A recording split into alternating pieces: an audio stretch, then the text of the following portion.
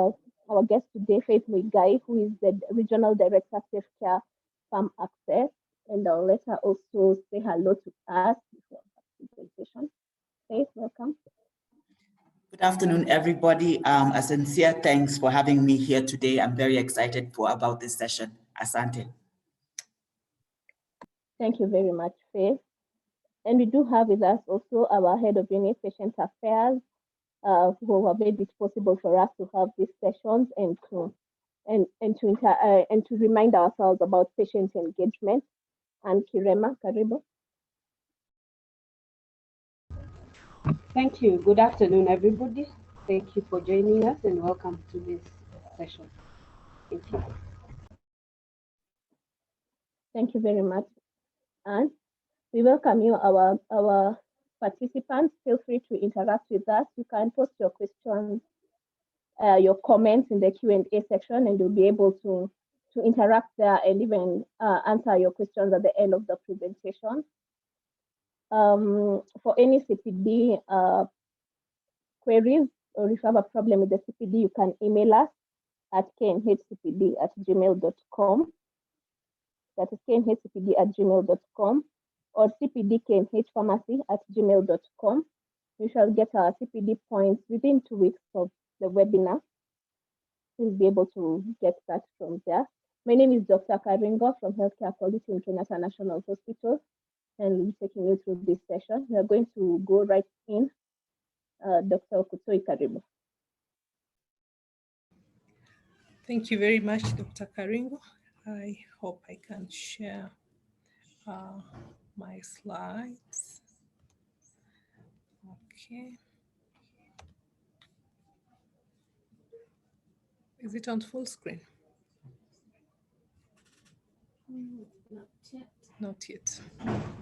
Okay. Let's see.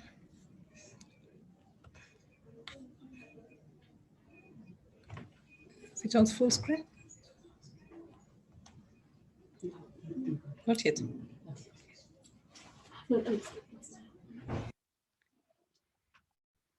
Okay.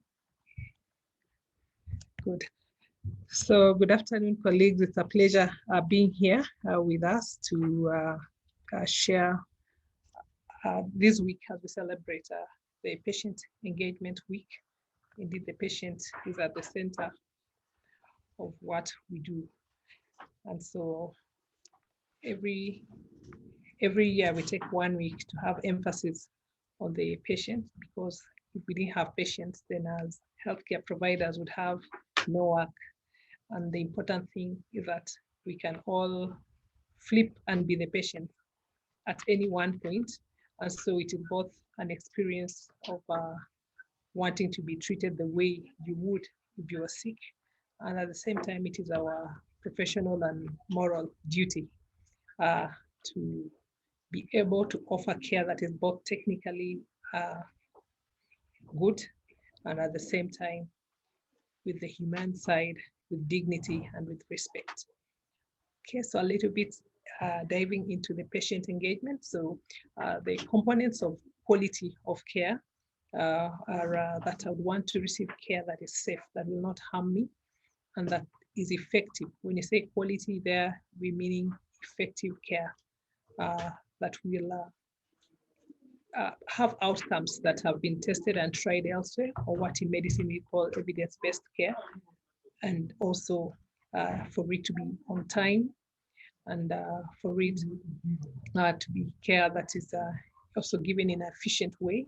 But the other big component of quality care is patient-centered care, care that is delivered in a manner that I appreciate it as good, according to my culture, according to how I'm respected, according to many aspects. So it seems a little fluid. And so patient-centered care is something that at times we're afraid of diving deep inside, because we say we are this number of communities, or we are this number of generational gaps. They are the young, the old, there are those who have chronic care. So each will want something different. But we've discovered as health has progressed over the years that responsive care responds to the need of that patient, and they'll be able to appreciate it regardless of the language, regardless of the age, regardless of the condition. When we have treated them with dignity, it will be clear that that was there. And over the years, we've also learned how to measure, how to monitor patient-centeredness. And so it is a term that is here to stay. In the corporate world, we have customer focus and customer care week. And so the customer is coming to be the one who defines what value is. And so in healthcare, we will not only talk of safe and effective care, but also patient-centered care. That is both to the patient and to the family. So a little further definition of patient-centered care. I think this comes from the Patient Family Foundation, that person-centered care is a way of thinking or seeing people as they come to use the healthcare services or social services, that they are equal partners. And we will consider them when we are planning, developing, and monitoring care. And so the term engagement comes from some of the activities around planning, developing, and monitoring of care, in that we are hearing them about their feedback, and the decisions that are being made. The families and patients are indeed at the center of it all. So they walk alongside the professionals, being experts. Patients are experts about themselves. They're experts about their culture. They're experts about where the water is in their house. If I tell you that you'll have to prepare this amount of food, they are experts of what is in their farm. So they come as experts for what is a desired good outcome. And at the same time, we have the technical experts. So meaning that we need to listen to them. So remember, the expert side of the patient is with quotes, in that they know their circumstances beyond what we do. And so we need to involve them for us to have good outcomes. These are some of the words that I use, so let's not confuse them, but they all talk around about the same thing. The definition is very fluid. So we are used to doing satisfaction surveys. Times we talk of collaboration, participation, patient-centered care, person-centered care. The person-centered care puts both the staff and the patients in the center of care. And WHO has said that if we don't take care of the carers of patients, we don't take care of the healthcare workers, then they will not translate that value that we're giving to them, to the patients, if we do not take care of our staff. So also the staff is a big portion of the person-centered care, but today we will focus on the patient, who is one of the persons in the center of healthcare provision and receiving the care. So other terms that have been used is patient expectations, patient dignity. We've done patient experience survey, from when they come to when they leave, what has been the experience. Some terms that are also used are patient activation.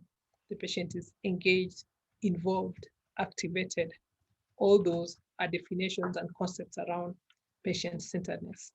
But the term engagement gets high up on the list, in that we are working alongside the patient in all the stages, from design to decision-making about what care and how they should receive it, to listening to them, what are their thoughts, where can we improve, where can we get better, to monitoring what is considered good. Is it just good in the eyes of the nurse and the doctor, and not as good in the eyes of the patient?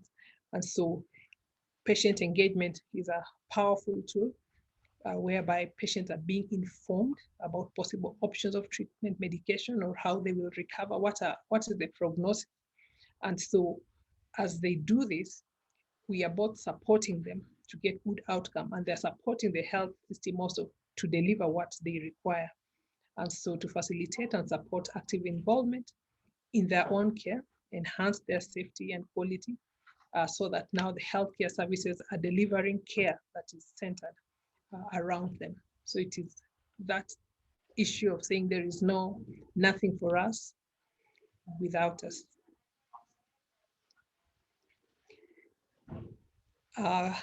Components of patient engagement include that we will have already alluded to them, but the three main aspects is that we will find out what are their preferences.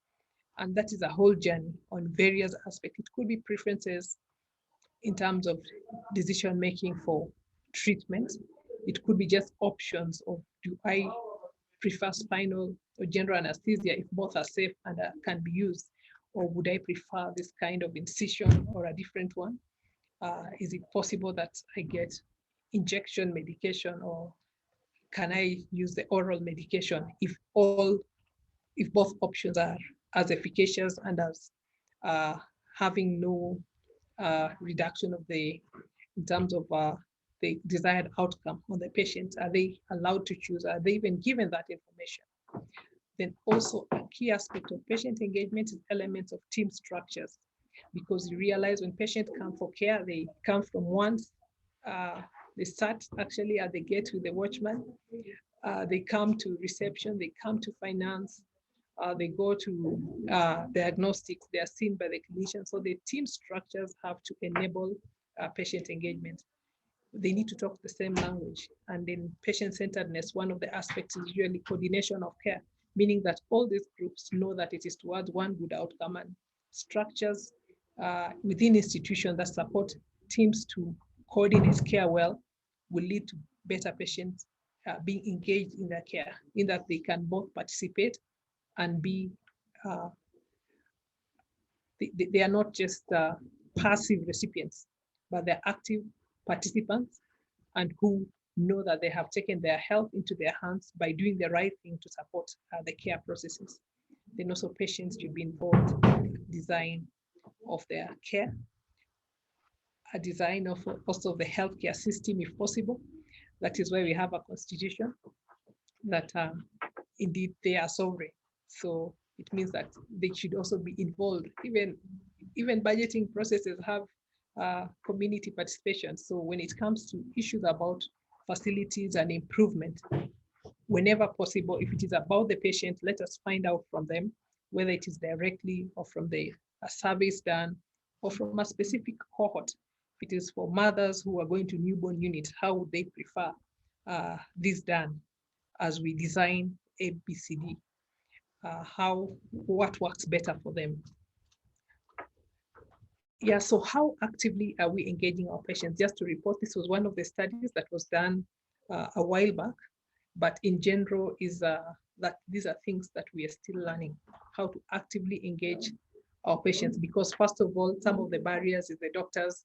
At times we think that it may conflict care as a myth towards engagement. Some other myth that we have is that it may reduce their privacy. So a lot of opportunities to engage patients have not been utilized. This was a study done among breast cancer patients, and 71% of the patients, doctors believe that 71% of the patients with breast cancer preferred to keep their breast as a top priority. And the figure reported by the patients was 7%. It's like that there's a lot of discordance among what we think and what the patients want. So it means the patients also have other priorities. We may put these are the topmost priority, but maybe when we give them more information, they will give you their priority depending on what condition that they have. We have the expert opinion about what should be done, but they understand themselves, the culture they come from, and so they are able to articulate it. And together we come to an agreement, a shared decision that this is the way forward. And so when we invite them, the benefit is that it also enables us to have greater trust. When a patient is engaged with the nurse or the doctor, the caregiver, it develops trust. Next time when it is a decision that is not very clear, they can be able to ask for clarification, and they can be able to also take an informed decision, even when the options or the outcomes are guarded, because they trust that what you've told them is the truth, that it is in their best interest. So patients, when they're engaged, the trust is increased, the knowledge is also enhanced, and also just the additional tests. We are not engaging patients enough. That's why we do many other tests to confirm ABCD. At times, the patient themselves will ask for another and another, because the previous time I wasn't explained to exactly what I need. So this is an American slide on breast cancer and on Medicare and palliative care. But in general, when patients are not engaged, they will go home and say, I don't even know what the doctor wanted. the next time they will go for a third opinion and a fourth opinion. But when they get to a clinician who engages them and they're able to discuss the option, they may be able to really take on difficult diagnosis and prepare how to walk the journey, the care journey, as they continue seeking for better outcome, as they continue trying at times even to do things that are contrary to what you would have thought, that they wouldn't have had the strength and the energy to do that, because at times we imagine that patients are weak, so they don't need to be told the truth. But when they're engaged, they're able to trust us. And so they're able to have the mental energy and the resilience to be able to take the journey that is ahead of them as far as some of the life-changing diagnoses are concerned. As I come to the end, it's just to share that actually, when we engage patients, we are actually asking them what matters to them in simple terms, and then we're listening to them. We have to listen. Listening, active listening means we look for the clues. Could they be saying something that they're not saying, and probe it from them and go back and understand, so what did you understand by this? And so what do you understand by this? And so how can we proceed from here? Asking really what matters to the patient is very important. And so this slide summarizes what patient engagement is. Just to mention that this was the slogan for last year's Patient Engagement Week. And at KNH, our motto is that we listen, we care. And so we hope, both at the level of the corporate, being in our motto and strategic plan, that we focus on the patient, then coming to put in structures that listen to patient issues in terms of complaints and compliments, and also now coming to the frontline healthcare worker and to the whole system to address cultural issues that can be a barrier to engagement, and ultimately ensuring that we also go back to ask, so how did we perform? And then also we'll be willing to learn. So at KNH, that's what we endeavored to do. I can say that it is a work that all institutions should take on and learn to do better. So it is the learning that we are in the mix of. Even as we go through this Patient Engagement Week, we have acknowledged the nurses and the doctors, the support staff, the health information workers, records officers, who in one way or another in the engagement to the patient, they stood out. They were able to offer that which we call the PhD to the patient. They offered personalized care that was in humane ways, and the patient feel dignified. So if we can remember anything, is if we personalize this care, I'm calling you by name, I'm able to ask how you slept, and then I'm able to offer the humanness which I have, which everybody does have, because there's a way you want to be treated, to be listened, and then also it's being offered with dignity. Then that makes you to stand out. You didn't only give the injection, but you called me by name and you asked me how I slept. And so we continue looking for those who are performing extremely well in such matters, and then at the same time within the leadership, they look for any outliers, so that we're able also to learn and to improve regardless of the best or the worst. So the idea is continual improvement in how we engage our patients. Allow me to stop there. Thank you for the opportunity of sharing some little aspects of our patient engagement, and then also for serving Kenyans in this position of supporting patient-centeredness at our facility. At KNH, we listen and we care. Asante. Thank you very much, Dr. Okutoyi, for that. You've indeed laid the background or the backyard of patient-centered care, and yeah, specifically patient-centered care. Today we are focusing on our patients, on how we engage with them. And one very important thing even that has been mentioned is how we communicate to the patients, the little time that we have with them. Do we listen to them? Do we call them by name when you are giving them diagnosis? We are living at an age, at an era whereby we can't afford to just view, as clinicians, we can't afford to just view our patients as we are the experts and you're telling them what to do. We've seen that patients come to us and they do have options. You tell them this is one mode of treatment that I have for you, but they will go out there, they'll get the information that they need, they'll see that there's surgery that can be done, there's medication that can be given, and they will come back and ask you questions on what about these other options? Why was I given only this one option of treatment? And those are some of the things that we are discussing and talking about. How do we involve the patient in the care that we give them to improve quality and to ensure safety?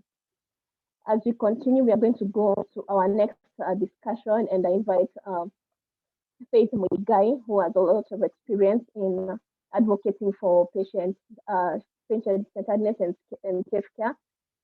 She will be giving us her presentation, and in the end, we'll go to the comments and questions, and we'll be able to discuss a little bit more on this patient-centered care. Thank you very much. Faith, karibu.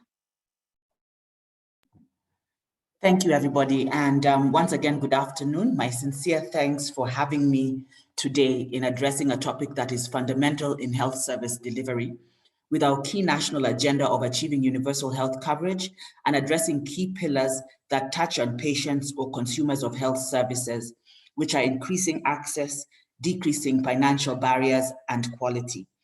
Essentially, we're talking about a system that is functional and prioritizes patient safety, building systems and processes with the patient at the center of it all. So my presentation will focus on the macro as it links to the micro, building patient-centric systems that impact the patients at the facility and at the community level.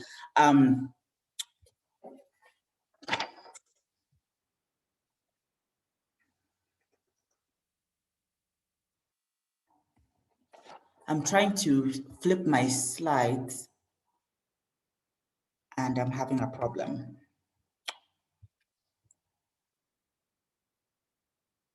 Is there any way to get any support to flip the slides? Or is it remote?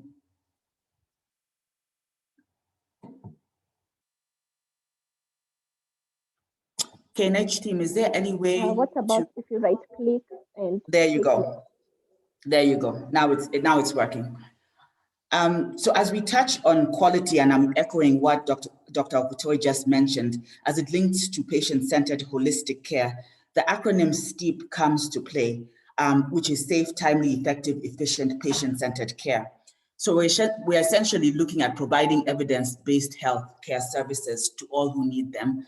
We want to minimize harm, including preventable injuries and medical errors.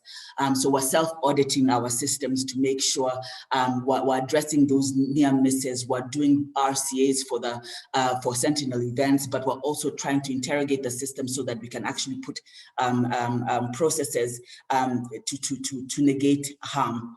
We're looking at patient-centered care where we're considering individual preferences, needs, and values in treatment. When Dr. Okutoyi talked about culture, preference, family needs, social economic aspects, and so on, those are things that we're looking at as we're evaluating the treatment and the care and how we'll send people back home. When we're looking about timely, it's about keeping delays in providing and receiving services to a minimum. Thus doing no harm. We're talking about equitable, providing care of high quality regardless of patient demographics, integration, providing care that is coordinated across all levels and providers, and then maximizing the benefits of available resources and avoiding waste. This past year has been a shock to the healthcare system and a key illustration on how our economies can be crippled due to a widespread pandemic and the need to strengthen the health system down to the facility and community level to address the needs of people served. In order to do so at all levels, we critically need to assess the building blocks of our health system to adequately provide care to our patients and foster optimal outcomes. This requires us to unpack governance and leadership, healthcare financing, HRH, supply chain, direct health service delivery, and technology as an enabler to expand reach, build efficiency, and as a tool to garner real-time data to drive decision-making. As I go through emerging priorities and opportunities, these are applicable in building a national infrastructure that supports our counties, which then impacts care at the facility level and at the community level in both public and private sector.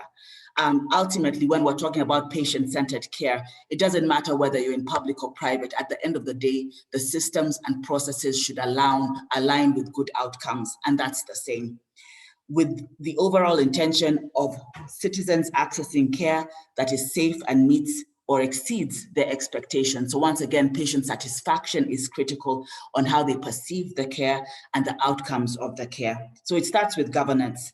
Leadership that is informed, prioritizes and invests in strong systems. Leadership that is willing to assess needs and capabilities and foster partnerships that strengthen their overarching objectives.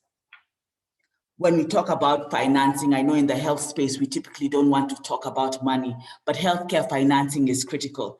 In the previous slides, we talked about investments, which at the facility level includes a skilled and professional workforce, a purpose-built infrastructure, maintained functional equipment, quality and seamless supply chain as it links to providing effective services to the population serves our patients. On the other hand, is ensuring that there are a variety of payment schemes or models to decrease financial burden and increase access to care. So at the end of the day, it requires analysis and projections to guide adequate budgeting allocation to provide services. And that stems from the national to the county to actually the facility level as it ties with community engagement.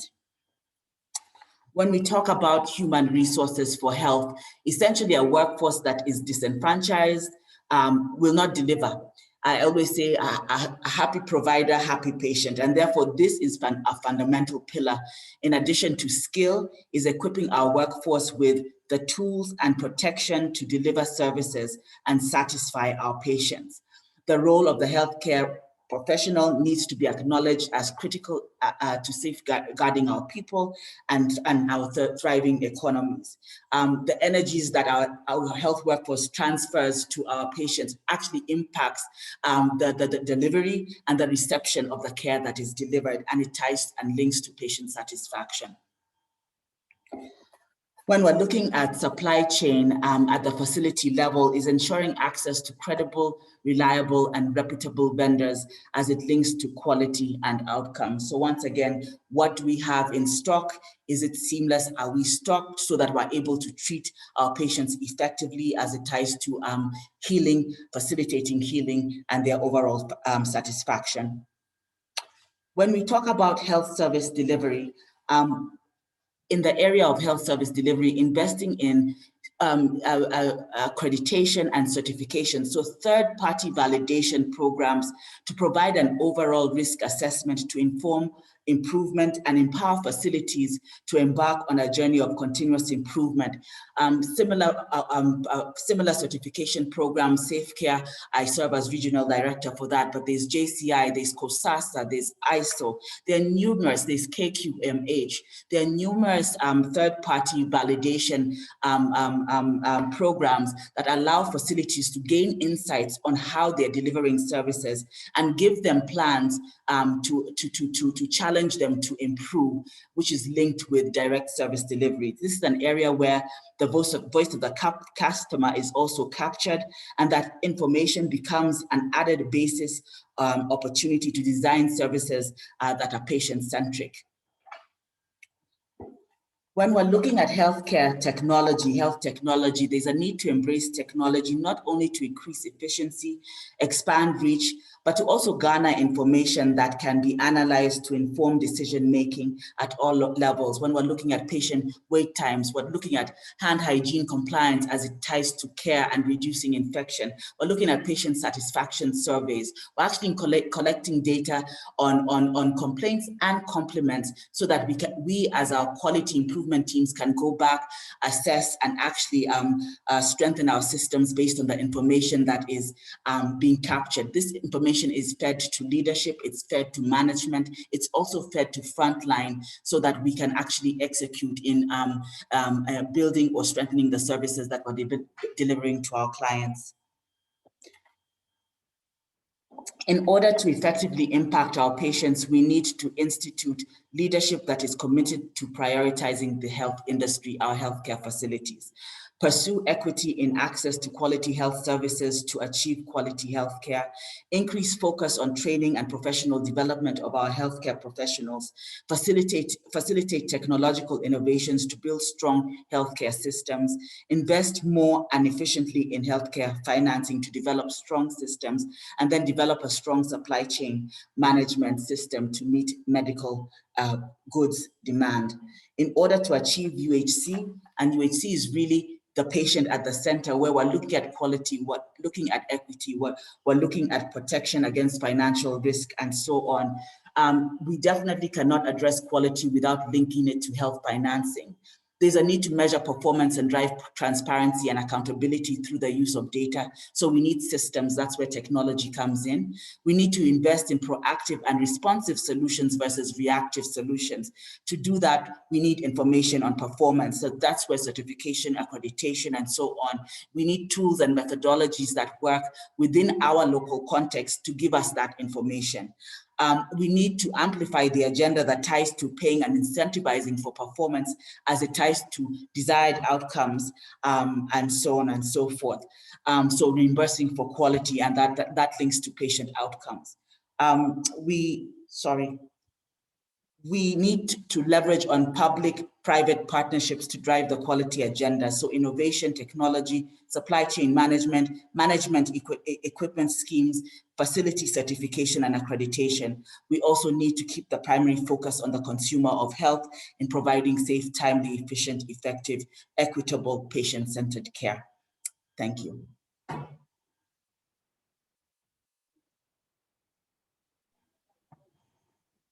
Thank you very much for that, Faith Muigai.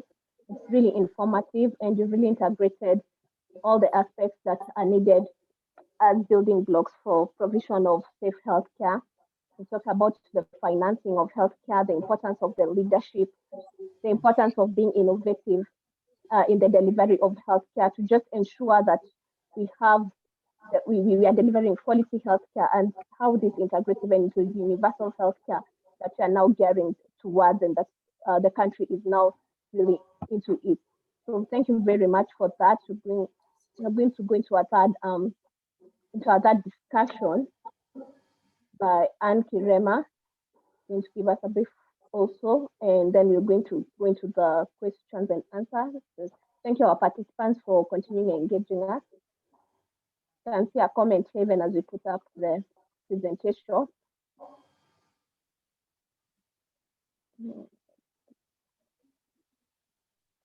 Where someone saying patient involvement is really key in healthcare, and as healthcare providers, we need to continually ask the patient what they need in their care, and to engage them in what they require. They know their body best.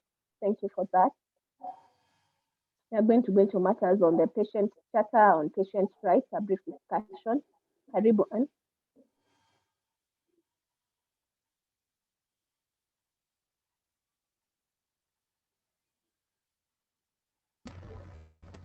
Thank you, Dr. Karingo, for that. Am I sharing my screen? Yes.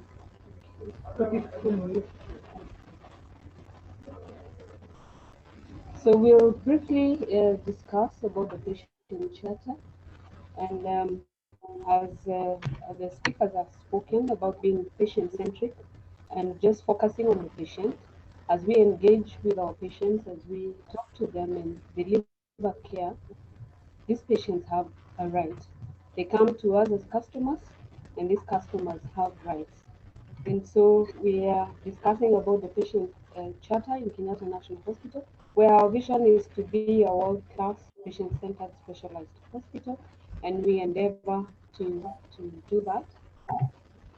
And our mission is to optimize the patient experience through whatever we do, whether it is the provision of care, research, training, and even as we participate in the policy formulation nationally. We are focused on what the patient feels and experiences as they go through our system in Kenyatta National Hospital. And so what is the patient charter? And briefly, I'll define what a patient charter is. It is a guide that explains what the patient's rights are and the patient's responsibilities within and without the health system. When they go at home, what is their responsibility, and when they're within the institution, what their responsibilities and rights are. Of course, this is to give them an opportunity to demand quality health services from us as care providers. And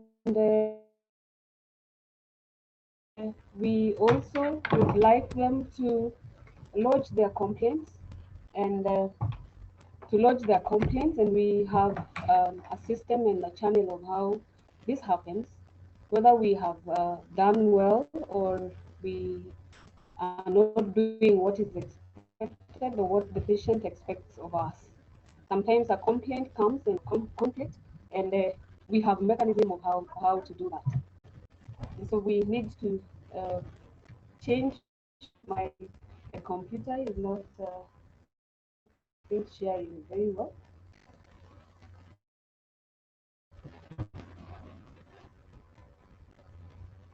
Sorry about that.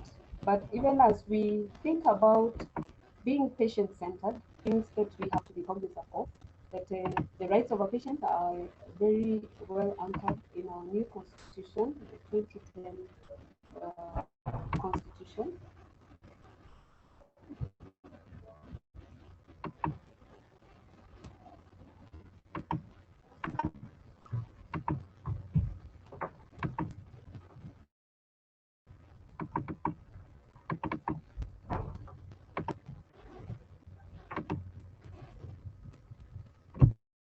And so what is provided for in our law is that the patient has a right to the highest attainable standard of health, and these patients have a right to be treated with dignity, respect, and have one's privacy respected.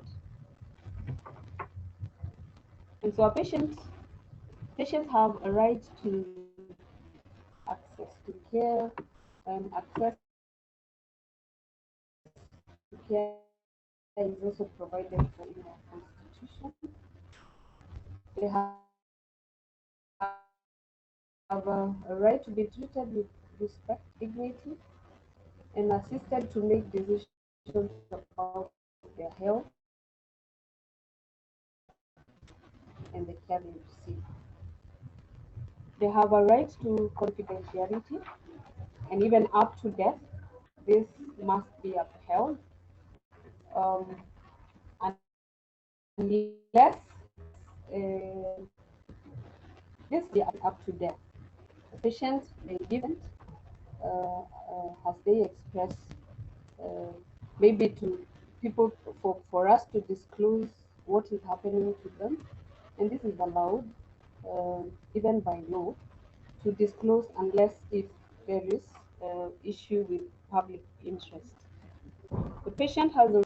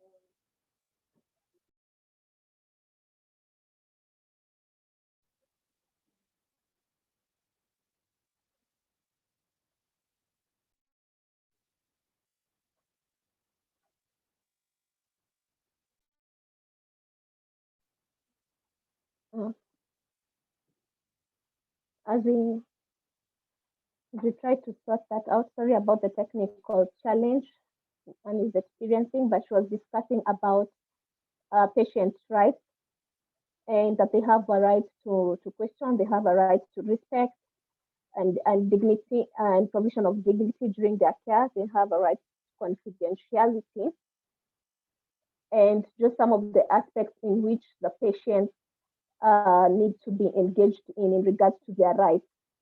And that really resonates with even one of the questions that has been asked, that can the patient really question about the medication that they are being given, and they can and is the patient allowed to ask questions? So these are some of the things that Anne is talking about. Yes, the patients do have a right to know what their management is. They do have a right to know their care, their mode of treatment, the care they are receiving, the various side effects of the medications, and we'll discuss this further. And you're back.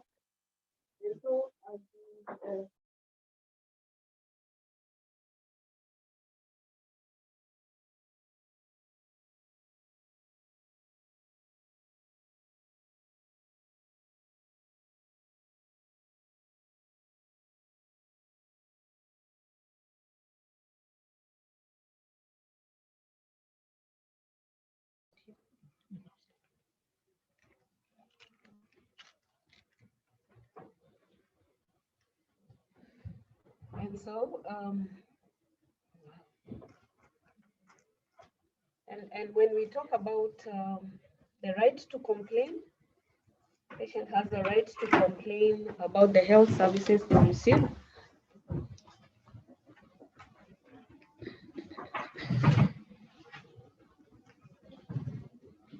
And we have to be responsive to what their issues are. And so we go to their responsibilities. In Kenyatta National Hospital, we have set out the responsibilities of our clients, which is they have a responsibility to bring with them their records and to tell the caregivers or the healthcare providers what the issues they are going through.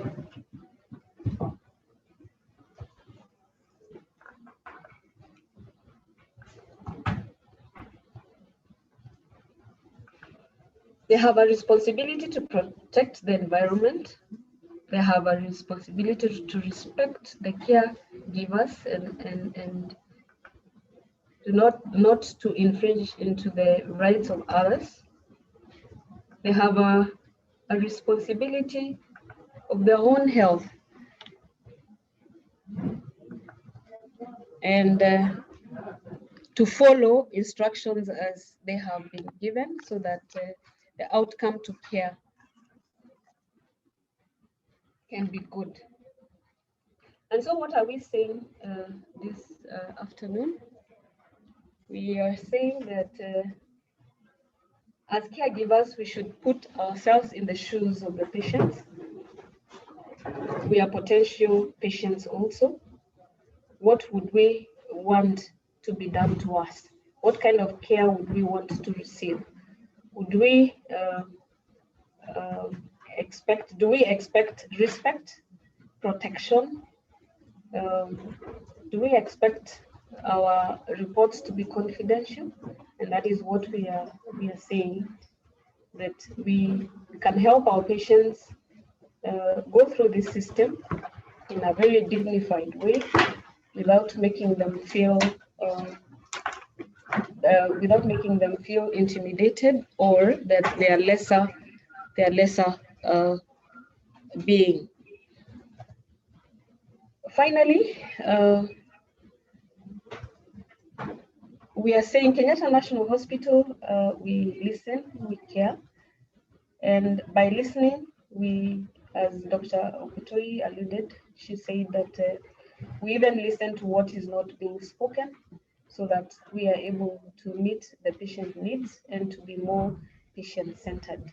If a patient is complaining of pain, we respond to that pain, but we also respond to even the emotional pain that the patient may not even be able to explain.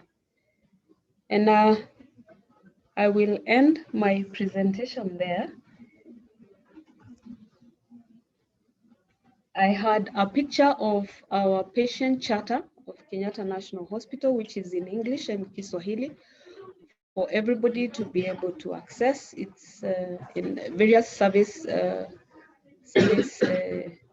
areas where even on the corridors in the service areas where we give care, and it is accessible by everybody. And so for us as healthcare providers, we should acquit ourselves with what is on that charter. Thank you very much. Sorry about that issue.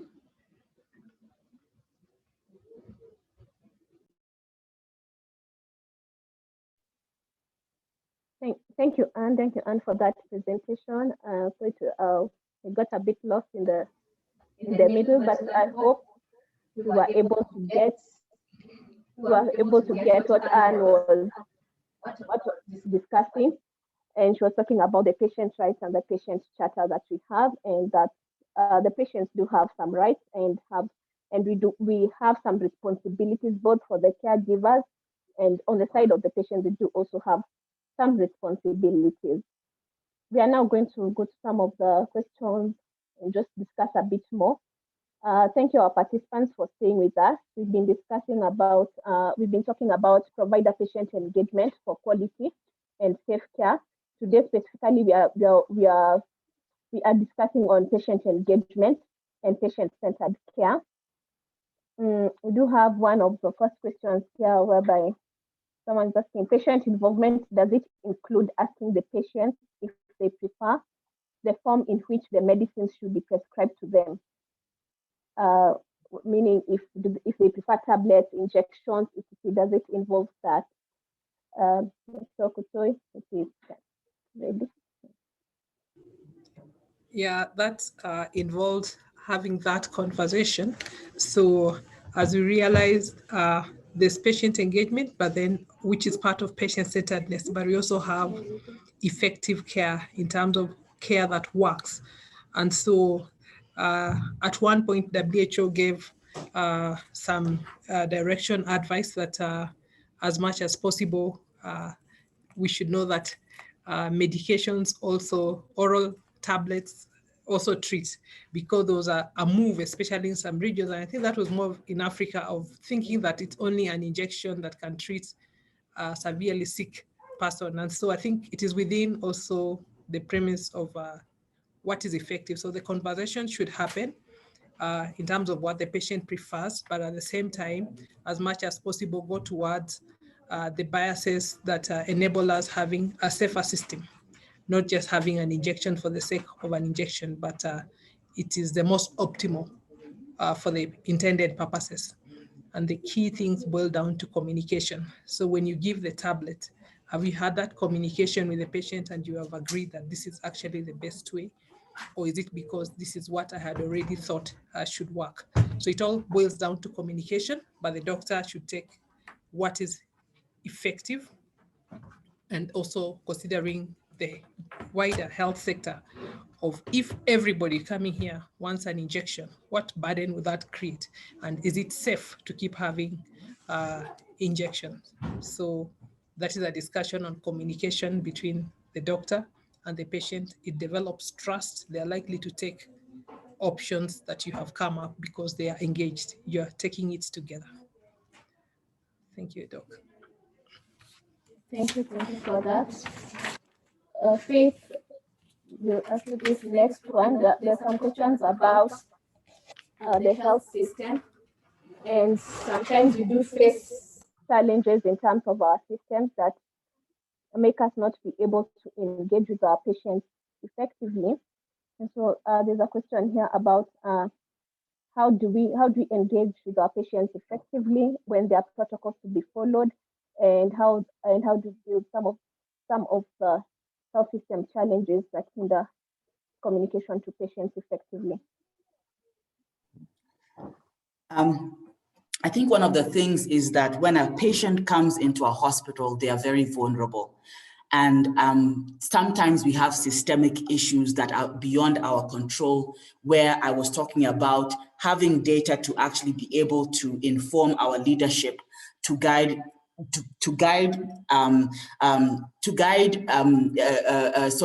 addressing the issues on hand, so that our patients have what they need when they come there, so that we're not expressing challenges to them, because that actually brings about fear. I know within our systems, it is challenging. Not all healthcare facilities are equipped and don't have the supplies and so on and so forth. That brings anxiety to our patients.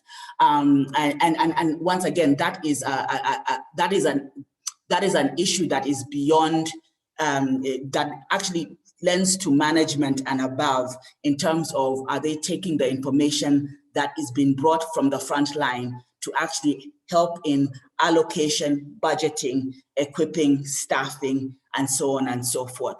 So there's certain areas where I can say patients actually access facilities, and because there's lacking, it actually brings animosity. But also, once again, I feel that our healthcare professionals do what they can in the best they know how, and the best that they can. And reassurance and how we interact with the patients, and not taking out that frustration with them, is actually key to actually easing comfort.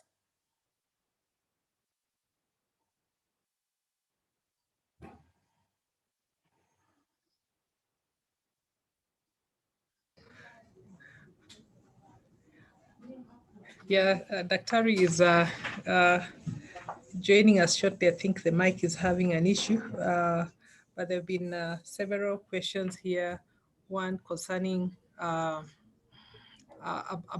matters confidentiality, and also on whether at times we talk more of what the patient has and not really what the patient is suffering from. And so that is the whole idea of engagement, is that I'm seeing this patient beyond that fracture. It is a motorcycle rider or a mama mboga who happens to have this. And so when I'm treating them, I acknowledge the person, and that in itself supports the healing and the further treatment options that you're having. You put it in context. So by understanding, you create a rapport that generates some form of trust. And so in patient engagement, actually, the idea is not that we are putting away all these others, because there's some comments about how comes there are no drugs or there's no medication in A and B hospitals. Faith clearly put it that there are these building blocks of health service delivery by WHO. And so all the way from how we manage our supply chain, to leadership, to governance, to health information, to how we monitor and how we listen to the patient, to the clinical processes. So they all work together. So patient engagement in itself, it's not the one that will come to treat, or patient-centeredness, but we are saying, even if we have all that together and we are technically okay, but we're not giving care in the terms in which the patient receives and thinks it is good and respectful to them, then there's something we are missing. We are missing being responsive. So the responsiveness of care is a hallmark of the highest quality that we can have, that our care is responsive, meaning it will have all the technical soundness, but at the same time, it will acknowledge the persons that are receiving this care and engage them in designing, in implementing, monitoring the care. Are you back, Karingo? Yes, I am. Thank you. We're going to go to Anne. There's a question here. There's a question here about the patient, how to balance the patient's rights versus their responsibilities. Maybe a comment on that.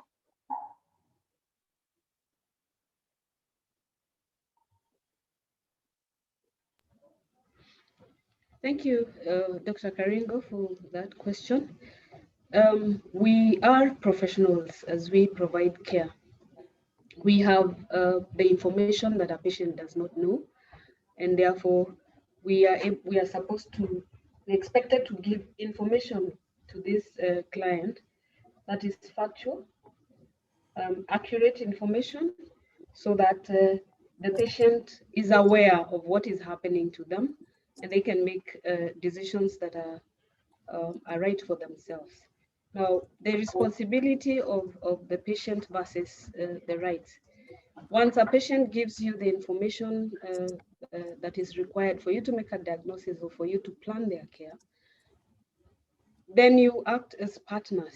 You're not sitting from an end of an authority, because as we have been told, the patient is an expert in their culture, patient is an expert at home, where they come from, and they know how they deal with issues. And therefore, you're sitting at the same level to discuss this issue, so that you can have a balance of what is good for the patient.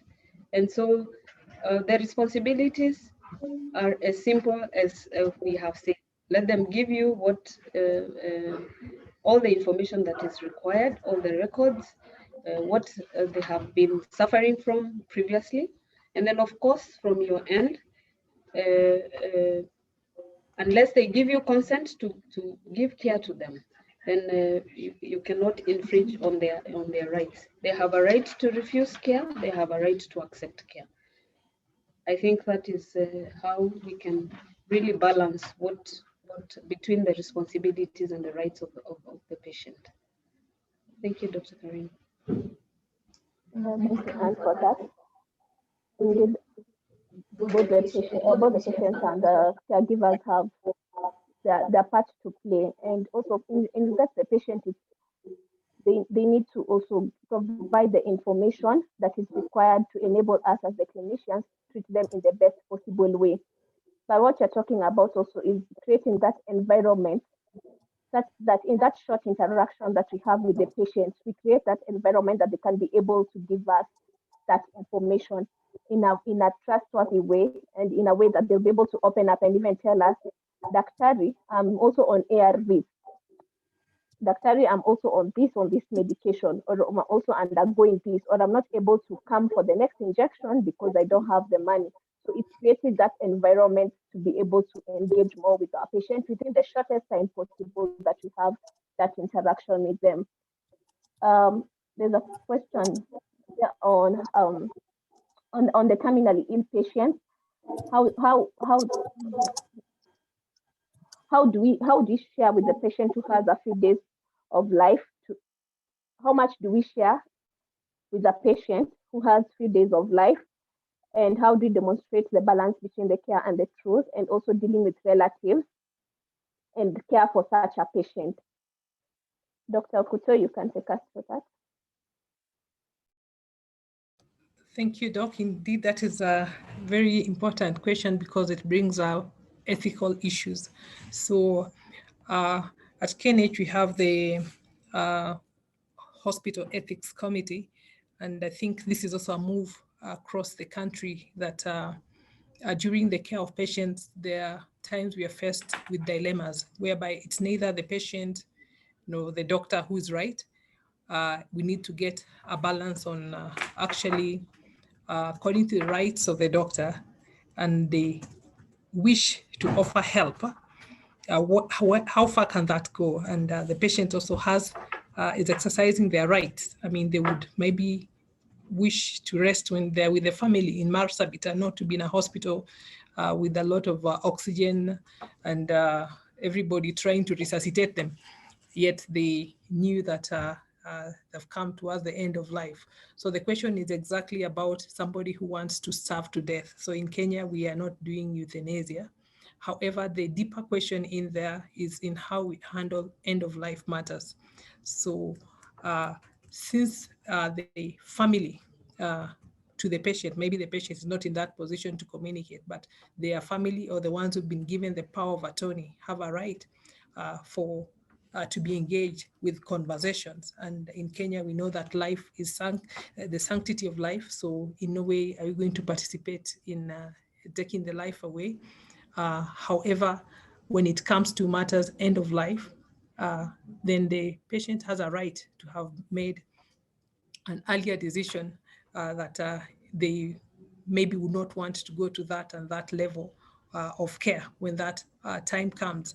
And so it is about discussing when a patient has come all the way with end-stage disease, coming all the way from Turkana, and this is the first time we are telling them that indeed what you have is end-stage disease, yet this had been, that diagnosis seems to have been made much earlier but not communicated. And so when they realize this is where we are, then they all of a sudden, like now, you know, when I was coming for cure. So having just the communication to the patient, to the family about what is happening is important, and having goals for care. Is our goal curative? Is our goal palliative? Where are we as far as this journey is concerned? So that kind of communication and coming to that end of lifetime so that the family is supported, because it is not us who give life, and some patients come and some may die. So even that, there is patient engagement, patient family engagement. Are we giving them information, giving them the options, and they're able to say, okay, if I am from this particular location and I have 50 cows and 4 children in high school, and indeed you're telling me this is end stage, do I want to sell this and maybe come for treatment that can take an average of 4 cows per course? Or so let them make the decisions about their care, because remembering, even when you talk about UHC, whatever will be available in the UHC will be within our physical space. So we may not have all the treatment. There are some they'll have to pay out of pocket. So having that discussion, so it reminds me of engaging patients about their planned care and the implications in terms of their financial implication. So having that candid discussion is important for them even to choose the where, the how that care can happen. And in the event they prefer to have palliative care in the nearest facility close to them, then also they're given that support. At that time, what is the problem? Is it maybe a smelling breast mass because of cancer of the breast or cancer of the cervix? Are there ways of managing the smell so that there is dignity? Because dignity is also a desired outcome. Is there a way in which they will get blood if they are getting anemic? Because we know that we're not continuing. We know that continuing provision of care is futile. So that is a big area on ethical aspect of care. But the idea is, what is the information? Have we communicated it? And have we understood what context these people are coming from, such that together we can make a decision? Yeah, because they have a right to information, and they have a right even to refuse escalation of care. And those are, if they made the advanced life directive, some are even signed. So in proper structures, as we are trying to do at KNH and many other facilities, you start having advanced life directive for those who can make that decision when they're still conscious, or they give a power of attorney to somebody, a relative, to come and be able to say, okay, do not escalate the care in the event this comes to that. That is actually a webinar on its own on ethics, but it is so much to do with patient-centered care, family-centered care, and patient engagement. Thank you.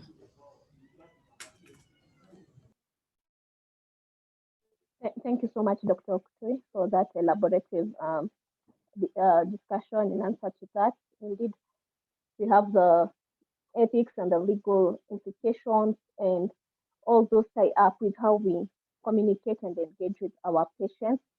And yes, we do have also in Kenyatta National Hospital, we do have the ethics committee that is coming up with this, the advanced directives and how we communicate to the patients that are advanced life of with our patients who are at who are at an advanced stage in their life and at the end of their life. So Faith Muigai, we have you can take us through some discussion about how we do referral of our patients and manage data for our patients.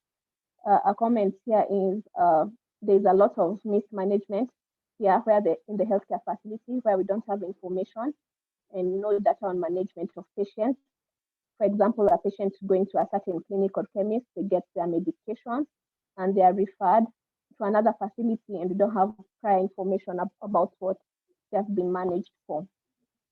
So maybe just a comment on how we can streamline some of these things and how we can manage some of our data to be able to engage with our patients further and manage them better. So I'm not managing hospitals now, but I used to, and in my experience is having, number one, clear SOPs on the referral process. And then with clear SOPs, it outlines the documentation and process to refer. So number one, the documentation that outlines diagnosis, care that has been provided, why there's a need for a referral, and so on and so forth. Facilities also need to take the next step to actually have contact information for the referral facilities that they're referring to, so that information is also accompanied with a phone call or some sort of communication on some sort. Sometimes you might not be able to communicate on the phone, but having documentation that is provided to the person transporting the individual is very, very key. And like I said, standardization of care, so SOPs, clear SOPs as to who goes out, how they go out, when they go out, and what is accompanied with that patient is very, very key. So record keeping and documentation are key things that we take for granted, but are key things to communicate to other facilities, to other providers, the level of care and what needs to be done and why they're being referred. And it has to do with safety.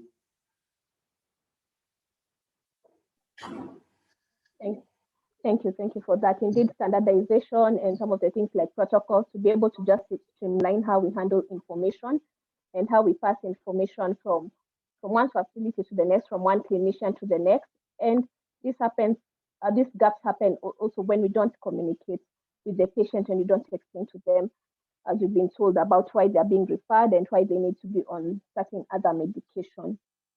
And maybe you can give us some comments on some of these things, such as the cultural belief. There's a question, it borders on ethics too, but sometimes the patient comes and communicates they're not able to get some medication because of some cultural beliefs, or they say they believe on just getting injectables instead of the oral medication. I'm going to comment on that, especially in the mashinani, they tell you if they have not gotten an injection, they have not gotten treated. So how do you deal with this as part of their rights? And how to communicate with such patients? Thank you, Dr. Karingo. Now, yes, we are all from different cultural backgrounds and religious backgrounds, and there is also the ethical duty of the clinicians. What is right? What do we do? What is the right thing to do when a client comes to us? Now, it all boils down to what information we give to our clients. Do we engage them enough? Do they understand what they are suffering from? Have we given them full information and accurate information about their health? And do we offer them an opportunity to express themselves so that we can also receive their feelings and what they believe in, so that we come to a conclusion that this is where we meet. So the duty of a clinician is ethically bound. That's also another ethical issue. Some people will come and say that they are of this religious persuasion. But as a clinician, if you're saving life, what is the best thing to do and what is the right thing to do for that patient? Someone will come and say they are from a cultural background where they don't go to hospital.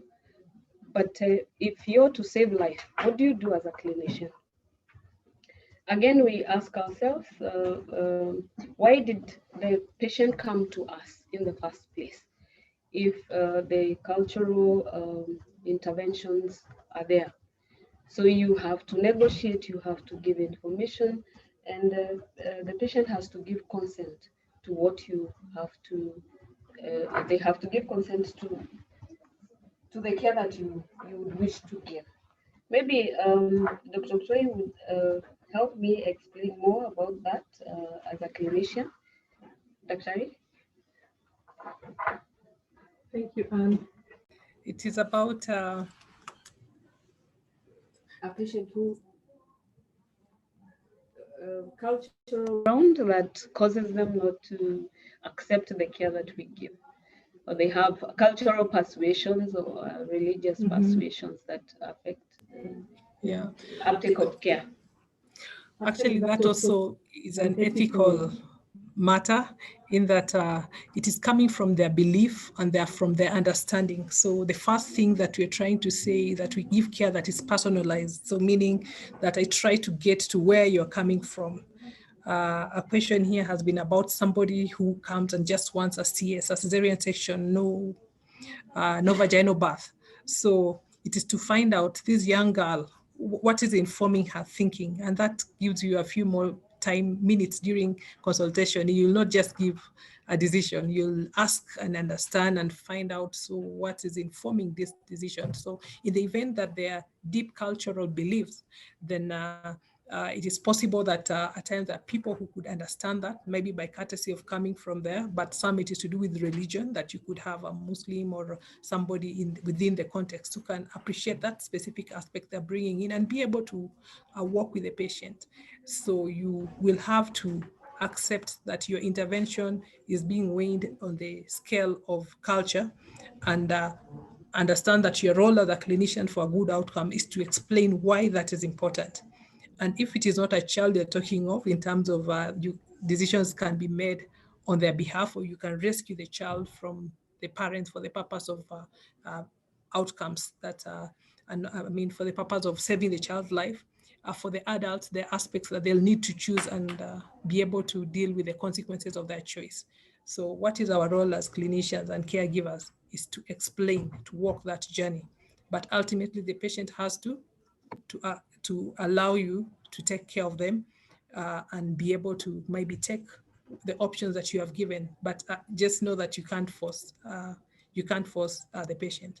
So your debt to the patient is the information, and the information will be packaged better if you understand them. So understand the patient, give the information. If it is a language barrier, get somebody who can do it, and just appreciate that they have this culture at the background. There are some even who will say, okay, then can I do both? Can I have this other intervention and this other? For example, can I have prayers at the same time you are treating me? Those are the things that we are like, okay, since these prayers are not making the treatment not happen, and for those who believe in God, they know they will work. So like, fine, you pray, but let us proceed with this and that care. So it is not our panacea that you can be able to answer this in one way, that engagement by itself will always be the solution, but it's about looking at the ethical issues. And so engagement is the tool towards getting to unfold or to unpack what are the ethical issues, what is informing the belief and the background of this patient, and if it is not harmful, can it also be allowed to be part of the options that you as a doctor, you are aware. Yeah, you are aware there are places where music therapy is part of care. In KNH, in most mornings, we pray before we start our work. So, and there are people who are not offended by that. It is useful to them. It is encouraging. There are those, of course, who may have other thoughts about it. So it is not that everything that is coming from our culture and belief that is not from the lab is wrong. It will help the whole person approach of care.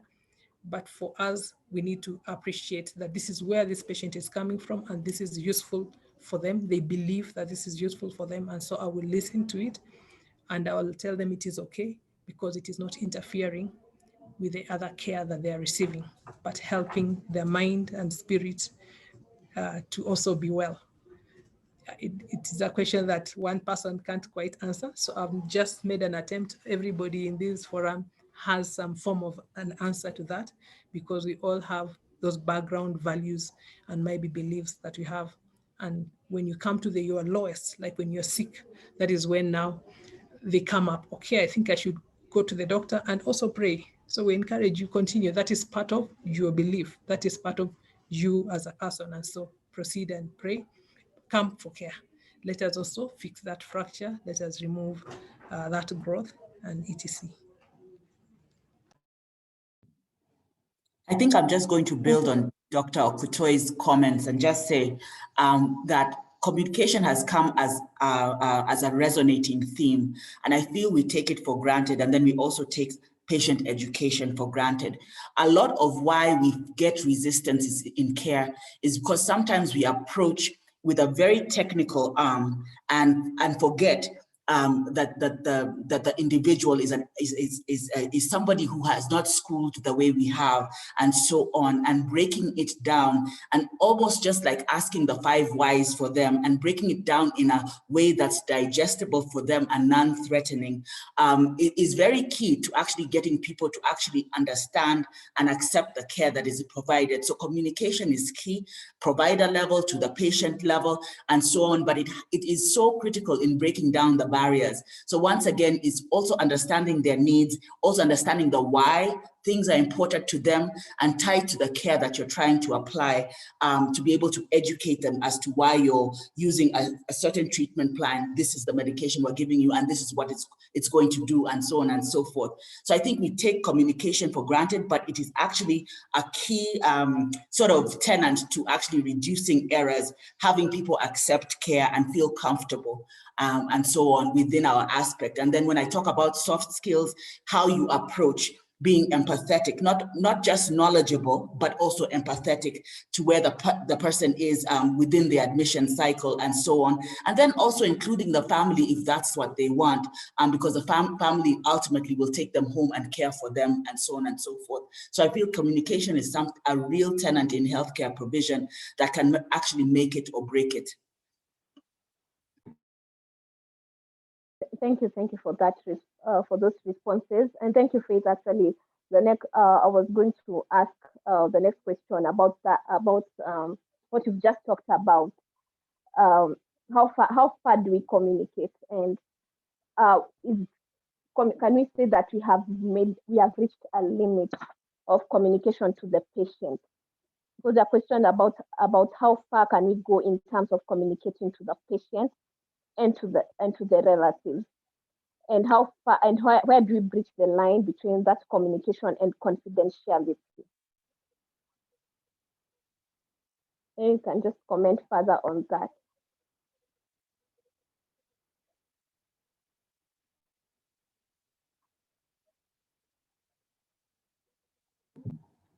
So I'll just briefly comment and say, each person is an individual, and this is why it's patient-centric care. And each person, when you're interacting with them, you ask permission from them to be able to deliver the care. And then you ask, and then if they're non-responsive, you're using their guardian or and so on and so forth as that vehicle. Also, if patients are alert and oriented, they have a right to dictate who information can go to and who information can not go to, and so on. But it's a case-by-case basis, depending on what the individual is coming in. So I feel that as clinicians, we also have to be flexible and so on, maintaining confidentiality, and then respecting the wishes of the clients, so to speak, particularly if they're alert oriented and can make decisions and so on. But then, there's cases where we have patients, and we have pediatric patients where the patients are the primary caregiver and so on and so forth. You have a 15-year-old who comes in pregnant, and so there's so many dynamics where sometimes you need to actually get social services or some sort of intervention to guide how you proceed in addressing the issues as well. So added support to be able to communicate. Dr. Okutoyi, would you like to add there? I think you've clearly put all the ethical aspects there, because it is the right of the patient and then the confidentiality. So just to add that institutions should be able to have structures where that is done. I know today in one of our units, there was a meeting to address this matter because it had come up and we did not expect. So when we don't know who is this that is called next of kin, and when the important information to be given, as you've mentioned, if that had already been done, nominated either in official channels, at entry when we register our patients, we should be able to get this next of kin. But once in a while, there's this neighbor who has brought the patient. So we should have mechanism of knowing Is this neighbor who's brought the patient the only person that we, and they're the only one in Nairobi, so are we the one who are communicating to them? So there's common sense, but there's structures to support us, to give information to the right people. When every other family member comes today, I want to know the state of patient so-and-so. Then another one comes, I want to know. So as a care providers, what do? You should have structures. At KNH, we have something called the family conferencing tool, whereby we have the next of kin nominated, and whenever there's a meeting or they request a meeting, them as family, then there is this nominated head of family. So that is the one who will elect who is joining such conversation. But most of the time we just see the one who is concerned, who keeps coming, the one who's supposed to get the information. But when a patient is not competent, then it means that we will use the structures that were documented earlier, or whoever brought the patient, we can assume, though that is not usually the right thing, but maybe that is the only information we have. So we grow both at practice, but create structures that enable us to discharge patients, discharge bodies, give people to their rightful relatives, and at the same time, ensure that whenever there's a lesson to learn because something happened and it was a mess, we pick it and we correct it by either giving further instructions or a policy or something to be able to bridge the gap, because these can be very delicate matters when it comes to information and who has the right to this patient. It matters, family and inheritance can come in, who's been given the death certificate. So those have not been easy things, but institutions have kept learning. At KNH, we keep learning on how to do this better. So currently the family conferencing tool is a good tool, both for engagement, but also to know who is this nominated for information concerning care, concerning this patient. Thank you. Thank you very much. We are now coming towards the end of our session today. And what we've been discussing about is the provider-patient engagement for quality and safety. That's the thing that you're running with. And specifically today, we're looking at patient engagement and patient-centered care. And we still have some questions in regards to communication. Allow us to have further discussions on this tomorrow in the afternoon at the same time, 2 to 3:30 p.m., whereby we are going to be discussing about effective communication in clinical practice. And actually, there was a comment here that as clinicians, we don't have this basic education on how to communication and how to communicate with our clients. So that's why we have a very technical approach towards how we handle our customers, our clients, how we give them information. And that we'll have a session on that tomorrow, effective communication in clinical practice. We'll have a mental health specialist with us. And also on Friday, we'll have effective conflict management and organization strategy. We'll have a psychologist in that session. And so these questions in regards to what about when you disclose to a patient and they harm themselves after, and also a question on how to give bad news, to how to break bad news to our patients. We'll handle that during those particular sessions. And so we want to thank you, our participants, for staying with us till this time. We'll now have just our last comments from our panelists, our panelists.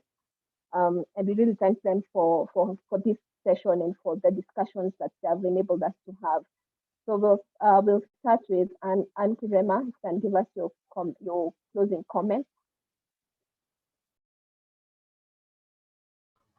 So thank you everyone for logging in to this webinar. And our take home is that we need to listen, give information, communicate well, and see the needs of the patient through their eyes, the needs of the patient, so that we don't ask what matters to you, what is the matter with you. We should ask what matters to you. And so even as we engage, as we involve our patient and as we partner in the care, we need to be considerate and just think about the patient. If it were me, what would I want? What would I wish to happen to me? Thank you. Thank you, Anne, for that. Faith Muigai, you can give us your remarks And thank you so much for being with us. Thank you so much, everybody. It has been an enlightening afternoon. I think from my presentation is actually advocating to build systems that work and not stopping. When we talk about safe, timely, efficient, effective, equitable, person-centered care, similar to my colleague, it's building a system that works for you.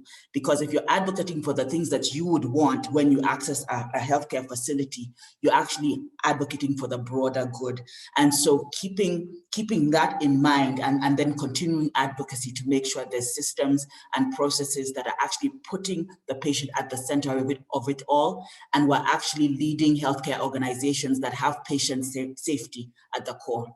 Thank you. Thank you very much. Dr. Okutoyi, our Director of Healthcare Quality here at Kenyatta National Hospital. We are really, truly happy that we're able to have this focus during this week, and thank you all of you for logging in. And together we can provide that care that ourselves would be glad to receive. And so when we engage our patients, we enhance their knowledge and we develop trust, and we enable actually healthcare to be cheaper because they don't go everywhere. Once we've engaged them well, we're able to have a certain direction and reduce the third and fifth and India consultations, because we're able to actually do that here. In fact, some people say what they got from India was that those people were so courteous. Question is, aren't we courteous as Kenyans? So let each of us who's logged in here be part of just making patient engagement a tool that we use to have patient-centered care, to infuse some personalized, dignified, and humane care in our health systems. And if we all do in a small way wherever we are, then indeed we are moving towards the universal health coverage that you and every Kenyan requires and needs. Thank you very much for having me this afternoon, Asanteni. Thank you. And now, thank you our participants for staying with us. We've had your comments, your concerns. There have been a lot of questions about the CPD points, and you seem to have a bit of a backlog in getting the CPD points. You'll have them in the emails that you register in. For the doctors, you can have your queries answered at knhcpd@gmail.com, knhcpd@gmail.com. For the pharmacists, what I'm being made aware of is that you need to use the self-reporting icon to make your CPD claim, and KNH will forward the attendance list to the PPB to verify the claim. So please be sure to state the title of the webinar session that you are claiming. So you need to do to go through the self-reporting icon at the PPB portal. But for further queries, you can type in at cpdknhpharmacy@gmail.com, and you'll be able to get your CPD points. Hopefully in the coming 2 weeks, we'll be able to update that. Thank you for staying with us, and thank you for engaging us, as we even continue engaging our clients and providing that quality and safe care. Do have a good evening. I am Dr. Karingo from Kenyatta National Hospital. Thank you.